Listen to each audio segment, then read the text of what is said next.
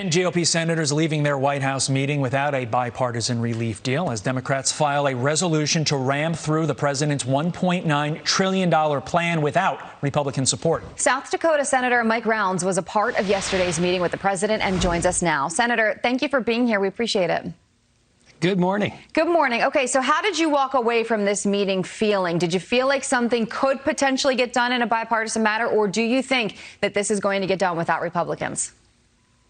Well, I think Democrats are going to try to keep the heat on Republicans, but most certainly the president's not going to give up any of his strategic opportunities to put pressure on us. But in the meantime, I think we had a very good dialogue. I think he clearly understands that there is no such thing as a perfect plan. And he listened to a lot of our concerns. We did not expect going in that we would make a deal. That's not what we went there for. We went there to express our interest in trying to find a path forward that would be good for the country long term and not just simply a matter of Republicans versus Democrats and fighting it out and having changes that would last for a very short period of time. And I think we had a president that understands that. He's got a background with the Senate. So I came away thinking, yeah, there's hope to try to find something in the future, but it's not going to be easy. Clearly, there's folks out there that would love to spend a huge amount of money, and as long as it doesn't come out of their paycheck, it comes as borrowed money for the next generation, they're not afraid to spend it. But it is, Senator, refreshing to hear that word hope. And I think that the full screen we're going to put up on the screen for the viewer sort of communicates that hope as well, because when you compare the two plans, there does look like there's some agreement. Let's pop this up. And you can see right there, $160 billion in each plan for COVID. They're close on the stimulus checks per person, $1,400 on the Biden plan, $1,000 under the GOP plan. Of course, the big difference there is the income threshold. It is much lower on the GOP plan. And then you have close on the weekly unemployment per person and a little bit of a difference as well. Of course, $15 billion being a little in this context for low interest loans for small business. If you're allowed to get into more specifics about what you learned in the meeting, where was the agreement? Where was the disagreement yesterday? Well, to begin with, we wanted to be targeted and specific with regard to where we wanted to put resources.